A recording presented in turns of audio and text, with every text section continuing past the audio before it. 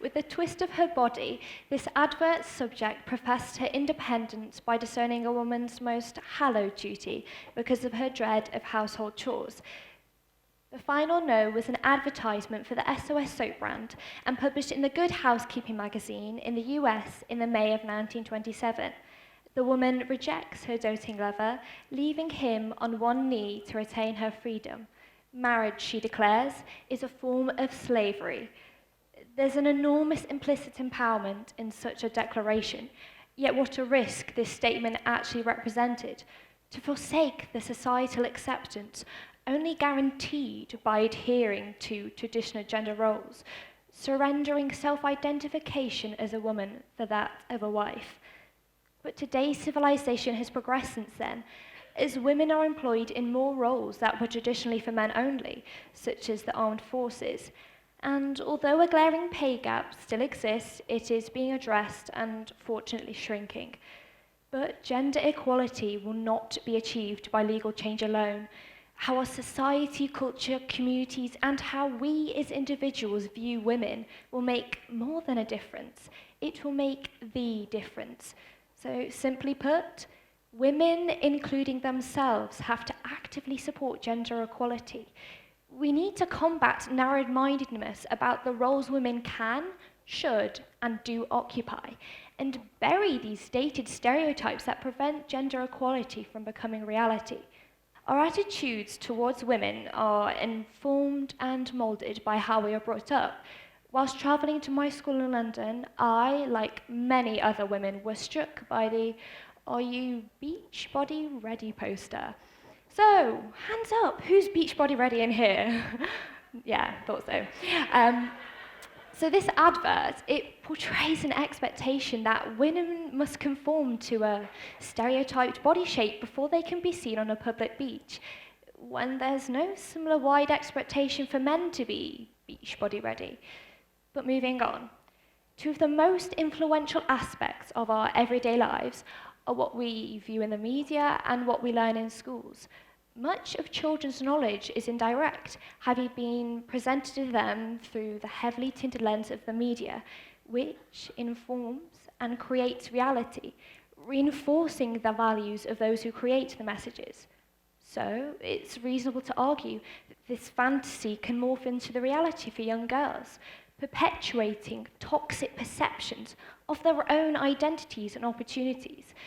While young boys have a wide variety of role models in the media, such as Lewis Hamilton, Justin Timberlake, Barack Obama, and Robert Downey Jr., young girls have a more limited range of role models, such as Taylor Swift's squad, comprising of supermodels and size zero music artists, or the Kardashians, who have no other talent than encouraging and conforming to a male sexual stereotype, leading girls to feel less valuable than the opposite sex.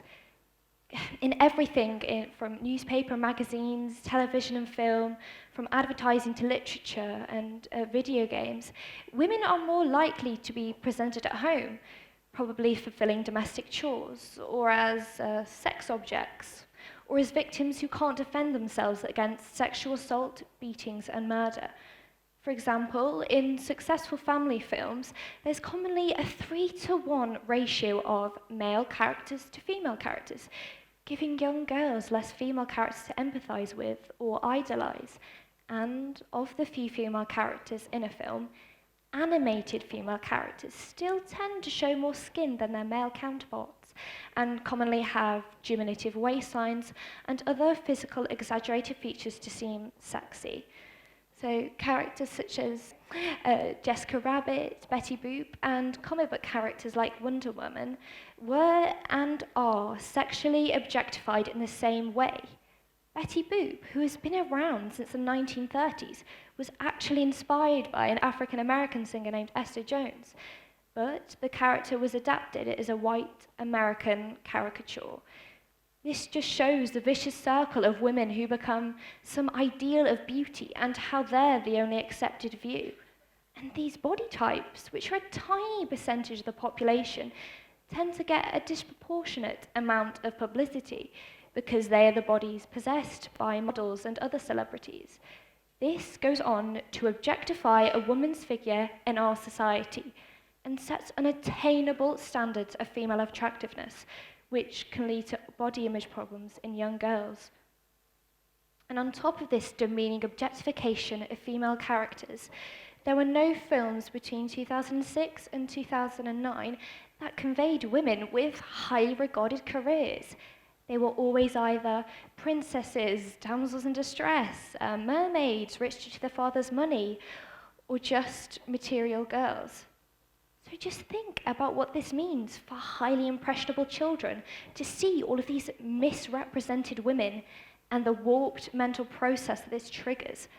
Girls begin to doubt themselves, lowering their job aspirations, and believing that their status in society is less than a male's. But let's take a peek behind the scenes. So, among the few family films that actually employed female production members, women were more likely to be portrayed in realistic and non-demeaning roles. So, one answer to the misrepresentation of women in the media would be to employ more females behind the scenes. But the problem is that the largest production budgets are commonly given to films that are directed by males and appeal to teenage boys, still considered the most frequent moviegoers, but 52% of moviegoers are women. So why aren't there films that represent us? Well, 20% of producers, 13% of writers, and only 7% of directors in television and film are female, which conversely means that 80% of producers, 87% of writers, and a formidable 93% of directors are male. Female professionals in media production are more likely to portray females' perspectives rather than their male counterparts, thus providing more positive role models for young girls. We women are far more knowledgeable than men about the insecurities girls experience about their bodies, and therefore should logically have a stronger input behind the scenes to provide a more realistic perspective of the physical appearance and capabilities of female characters.